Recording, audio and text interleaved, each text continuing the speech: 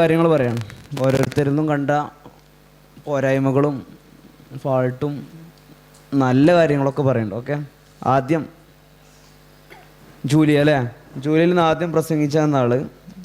അത് നമ്മൾ ഫസ്റ്റ് ഒരു ഡിബേറ്റിലേക്ക് പോകുമ്പോൾ ആദ്യം എല്ലാവരും ഉള്ളൊരു പ്രശ്നം പറഞ്ഞിട്ടുണ്ട്. 5 മിനിറ്റ് സമയം നമ്മൾ പറഞ്ഞിരിക്കണം. ആകെ ഒരാൾ മാത്രമാണ് 4 മിനിറ്റ് സംസാരിച്ചു. ബാക്കിയൊക്കെ 2 പോയിൻറ്റും 3 പോയിൻറ്റുമാണ്. അങ്ങനെ ആവരുത്. 5 മിനിറ്റ് ഫുള്ള് ഉപയോഗപ്പെടുത്തണം കേട്ടോ. അത് ശ്രദ്ധിക്കുക.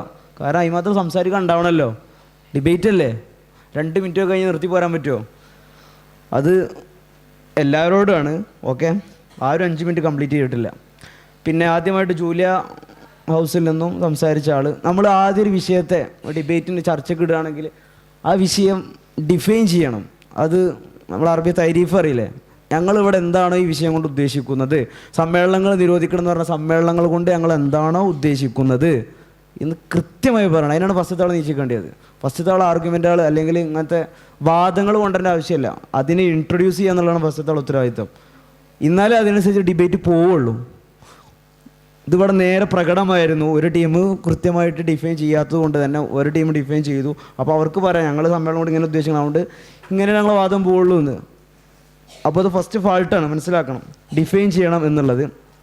പിന്നെ ഡിഫൈൻ ചെയ്തില്ല കൃത്യമായിട്ട്. പിന്നെ വിഷയത്തെ സ്പെസിഫൈ ചെയ്യുക.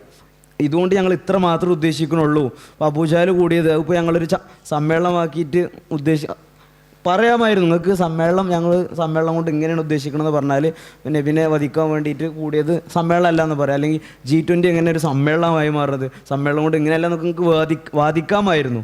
പക്ഷെ അത്തരം വാദങ്ങളൊന്നും കണ്ടില്ല. പിന്നെ എക്സാമ്പിൾസ് കുറേ കലാപങ്ങളുണ്ട്, കുറേ വർഗീയത ഉണ്ട്, കുറേ വംശീയത ഉണ്ട് സമ്മേളനങ്ങൾ. ഇങ്ങനെ പറഞ്ഞാൽ മാത്രം പോരാ, അതിന് എക്സാമ്പിൾ കൊണ്ടുവരണം, സ്റ്റാറ്റിക്സ് കൊണ്ടുവരണം. അവിടെ എങ്ങനെ ഉണ്ടായി ഇവിടെ എങ്ങനെ ഉണ്ടായി എന്ന് പറയണം, എന്നല്ലേ ബോധ്യമുള്ളൂ അല്ലേ. അപ്പോൾ അതൊന്നും കണ്ടില്ല. പിന്നെ ആ ടീമിന്ന് ഫസ്റ്റ് സിനാൻ അല്ലേ, പേഴ്സ്പെക്റ്റീവ് വൈസ് കാര്യം പറഞ്ഞു, ഉഷാർ.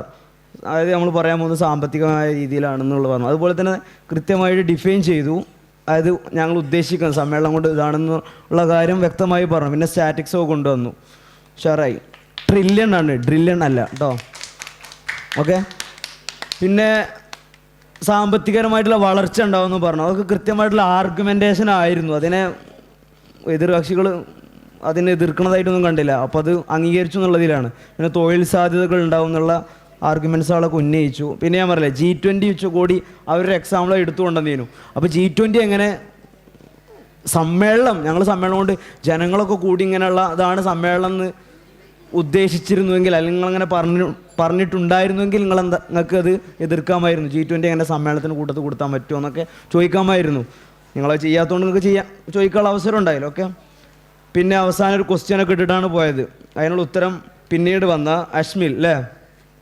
അഷ്മിൽ ഒരിക്കലും എന്ത് ചെയ്യരുത്, ഈ ഫസ്റ്റത്തെ ആൾ ഡ്യൂട്ടി എടുക്കരുത്. അതായത് ഞങ്ങൾ ഫസ്റ്റത്തെ ആൾ ഇന്ന ആർഗ്യുമെൻറ്റിലൊക്കെയാണ് പറയാൻ പോകുന്നത്, സാമ്പത്തികമായിട്ടുണ്ട് സാമൂഹികമായിട്ടുള്ളതെന്ന് പറയരുത്. അത് ഫസ്റ്റത്തെ ആളാണ് പറയേണ്ടത്. ഫസ്റ്റത്തെ ആൾ പറയണം ഇനി വരുന്ന ആൾക്കാർ എന്തൊക്കെ വാർത്തകളാണ് സംസാരിക്കുക എന്നുള്ളത്. രണ്ടാമത് നീച്ചിട്ട് ഞങ്ങൾ അങ്ങനെ സംസാരിക്കും പറയരുത്. രണ്ടാമതാണ് സംസാരിക്കുന്ന ആൾ ഡിബേറ്റ് എക്സ്റ്റെൻഡ് ചെയ്യുക. പിന്നെ പുതിയ പോയിൻ്റുകൾ പറയാൻ വേണ്ടത് തുടക്കം തന്നെ അങ്ങനെ പറയണം. ഓക്കെ, പിന്നെ അതിനാളല്ലേ നബിയെ വധിക്കാനൊക്കെ സമ്മേളനം കൂടി എന്നുള്ളതൊക്കെ പറഞ്ഞു അല്ലേ, അവിടെ നിന്നല്ലോ പറഞ്ഞത്. അപ്പോൾ അവിടെയും കൃത്യമായ ചോദ്യങ്ങൾ വന്നു, അതിനുള്ള ഉത്തരം കൊടുത്തു. ഓക്കെ, പിന്നെ സാബിത്ത് അല്ലേ, സാബിത്തങ്ങൾ അതിലും സാമൂഹികപരമായിട്ടുള്ള പെർസ്പെക്റ്റീവ് വൈസ് വാദം പോയി. പിന്നെ ജനസമ്പർക്ക സമ്മേളനം ഉമ്മൻചാണ്ടിന് അതൊക്കെ എടുത്തു പറഞ്ഞു, അതൊക്കെ പോസിറ്റീവാണ്. പിന്നെ മീഡിയ സമ്പർക്കം, അതായത് മന്ത്രിമാർ പാർലമെൻറ്റ് അല്ലെങ്കിൽ എവിടെ നിന്നും ഒരു കാര്യം തീരുമാനിച്ചിട്ട് അത് പുറത്തു വന്നിട്ട് മാധ്യമങ്ങളോട് പറയില്ല ഇങ്ങനെ സമ്മേളനമാണ് നമുക്ക് ചോദിക്കാമായിരുന്നു. ചോദിച്ചോ? ഇല്ല. അതെങ്ങനെ സമ്മേളനം? വാർത്താ സമ്മേളനം അല്ലേ, വാർത്താ സമ്മേളനം ആണല്ലേ, പറയാമായിരുന്നു. അതിന് ഉത്തരം വരും ചെയ്യും. അത് സമ്മേളനത്തെ കൃത്യമായിട്ട് ഡിഫൈൻ ചെയ്തില്ല എന്നുള്ളതാണ് ഈ ഒരു ടീം ചെയ്ത ഏറ്റവും വലിയ ഫാൾട്ട്. മനസ്സിലായോ? സമ്മേളനം കൊണ്ട് ഞങ്ങൾ ഇങ്ങനെ ഉദ്ദേശിക്കുന്നത്, ഇതൊന്നും അപ്പോൾ സമ്മേളനം അല്ല നിങ്ങൾക്ക് പറയാം. മനസ്സിലായോ? സമ്മേളനം എന്ന് പറഞ്ഞാൽ ജനങ്ങൾ ഒരുമിച്ച് കൂടിയിട്ട് ട്രാഫിക് ജാം ഉണ്ടാക്കുന്ന തരത്തിൽ, അല്ലെങ്കിൽ ഈ വർഗീയത തുളുമ്പുന്ന തരത്തിൽ, അത് മാത്രമേ ഞങ്ങൾ സമ്മേളനം കൊണ്ട് ഉദ്ദേശിക്കണം. പറഞ്ഞാൽ ഇവർ പറഞ്ഞ സാധനങ്ങളൊക്കെ ഇല്ലാതാവും. നിങ്ങളത് പറഞ്ഞില്ല, മനസ്സിലായോ? അങ്ങനെ ഉണ്ടാവരുത്. അപ്പോൾ കൃത്യമായിട്ട് വിഷയത്തെ സ്പെസിഫൈ ചെയ്യാനും ഇതിനുള്ളൊക്കെ സ്വാതന്ത്ര്യം ഈ ഗവേണിംഗ് ബോഡിക്ക് ഉണ്ടാവും, പ്രപ്പോസിഷൻ ബോഡിക്ക് ഉണ്ടാവും ഡിബേറ്റിൽ. അത് ഉപയോഗപ്പെടുത്തണം. മറ്റുള്ളവരെ അതിനെ എതിർക്കല്ലേ, അപ്പം എതിർക്കുന്ന ടീമിന് അത് ഉണ്ടാവില്ല. ഓക്കെ. പിന്നെ അസ്ലം UP-യുടെ സമ്മേളനങ്ങൾ, വർഗീയത കാര്യങ്ങൾ പറഞ്ഞു. അതുപോലെ തന്നെ സോഷ്യൽ മീഡിയ എന്നുള്ളൊരു സൊല്യൂഷൻ, പരിഹാരം മൂപ്പരാൾ മുന്നിലിട്ട് വെച്ചു. അത് നല്ല പോയിൻ്റാണ്. അതായത് സമ്മേളനങ്ങൾ ഒഴിവാക്കിയ പിന്നെ ഞങ്ങൾ എന്തിന് പരിഹാരം പറയുന്നു? ഞങ്ങൾ പറയുന്നു സോഷ്യൽ മീഡിയയാണ് നല്ലത്.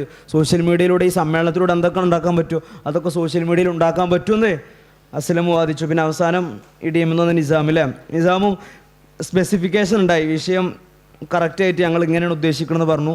സോഷ്യൽ മീഡിയ എന്നുള്ളൊരു സൊല്യൂഷൻ, അതിനുള്ള ഉത്തരം, ആ ചോദ്യത്തിനുള്ള ഉത്തരം നൽകി കൃത്യമായിട്ട്. ഗൂഗിൾ മീറ്റ് അല്ലേ, അതിനെ ഞങ്ങൾ സമ്മേളനങ്ങൾ ഉൾപ്പെടുത്തുമെന്ന് ഞങ്ങൾ അറിഞ്ഞു. അതുപോലെ തന്നെ സോഷ്യൽ മീഡിയയിൽ ഒരുപാട് ഫാൾസ് ഇൻഫർമേഷൻ പ്രചരിപ്പിക്കുന്നുണ്ടല്ലോ, അതുകൊണ്ട് തന്നെ പൂർണ്ണമായിട്ട് നമുക്ക് നമ്പബിൾ അല്ല എന്നും പറഞ്ഞു. ഓക്കെ. പിന്നെ ഷാവിർ മുഷാവറ നബിൻ്റെ വചനങ്ങൾ പറഞ്ഞു, കൃത്യമായിട്ട് ചോദ്യങ്ങൾക്ക് ഉത്തരം നൽകി. ഓക്കെ. ഏതായാലും ഷാവും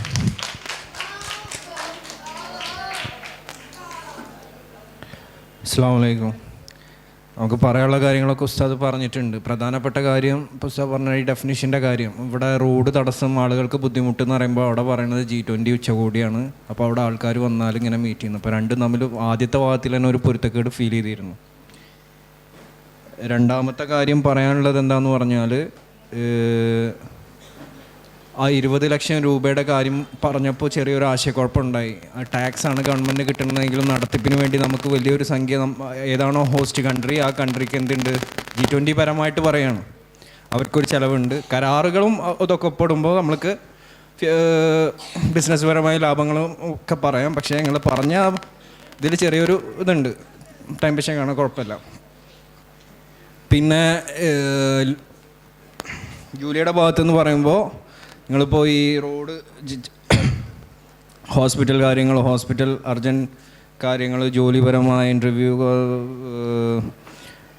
അതുപോലെ പരീക്ഷ, അതൊക്കെ കൂടി ആഡ് ചെയ്യായിരുന്നു. ജസ്റ്റ് റോഡ് തടസ്സം, ജോലിക്ക് പോകാനുള്ള ബുദ്ധിമുട്ട്, അപ്പോൾ ക്രിറ്റിക്കലായിട്ടുള്ള കാര്യങ്ങൾ പറയുകയാണെങ്കിൽ കുറച്ചുകൂടി ഭംഗിയായിരുന്നു.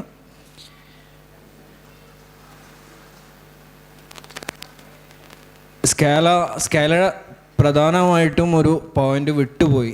ആ പോയിന്റ് നിങ്ങൾ ഉൾക്കൊള്ളിക്കുകയായിരുന്നെങ്കിൽ കുറച്ചും കൂടി ശക്തമായ ഒരു വാദമാവുമായിരുന്നു. നമ്മുടെ സ്വാതന്ത്ര്യ സമര ചരിത്രം അത് സമ്മേളനങ്ങളിലൂടെയാണ്, അല്ലെ കോൺഗ്രസ് INC കോൺഗ്രസ് സമ്മേളനങ്ങളുടെ ഏറ്റവും ഉദാഹരണമാണ്. അതും കൂടി ഉൾക്കൊള്ളിച്ചിരുന്നെങ്കിൽ വളരെ സുശക്തമായി നിങ്ങൾക്ക് എന്ത് ചെയ്യായിരുന്നു, മുന്നിൽ നിൽക്കാമായിരുന്നു. അത്രയേ ഉള്ളൂ. പിന്നെ വ്യക്തിപരമായിട്ട് 2 കാര്യങ്ങൾ. ഒന്ന് ഷാദിൻ്റെ കാര്യമാണ്. ഷാദിൻ ബ്ലോക്ക് ഉണ്ടാവരുത് സംസാരത്തിൽ. അത് ഫസ്റ്റ് സംസാരിക്കുമ്പോൾ എന്താ വെച്ചാൽ, ബ്ലോക്ക് വരികയാണെന്നെങ്കിൽ നമുക്ക് ബ്ലോക്ക് വരികയാണെന്നുണ്ടെങ്കിൽ എന്തെങ്കിലും ഉൾക്കൊള്ളിച്ചിട്ട് ചെയ്യുമായിരിക്കും നല്ലത്. അപ്പോൾ നമ്മൾ ലിസണേഴ്സിന് അതായത് ഒരു ബ്ലോക്ക് ആണെന്നുള്ള ഫീൽ നമ്മൾ കൊടുക്കാൻ പാടില്ല. ഓക്കെ. പിന്നെ പറയാനുള്ള നിസാമിൻ്റെ കാര്യം, നിസാം വളരെ നന്നായിട്ട് തന്നെ പെർഫോം ചെയ്തിരിക്കുന്നത്. ഇതിന് മുന്നത്തെ പോലെ തന്നെ വാദം എന്തായാലും. ബാക്കിയുള്ള എല്ലാവരും ഞാൻ പ്രത്യേകിച്ച് പറയുന്നില്ല. ഓക്കെ,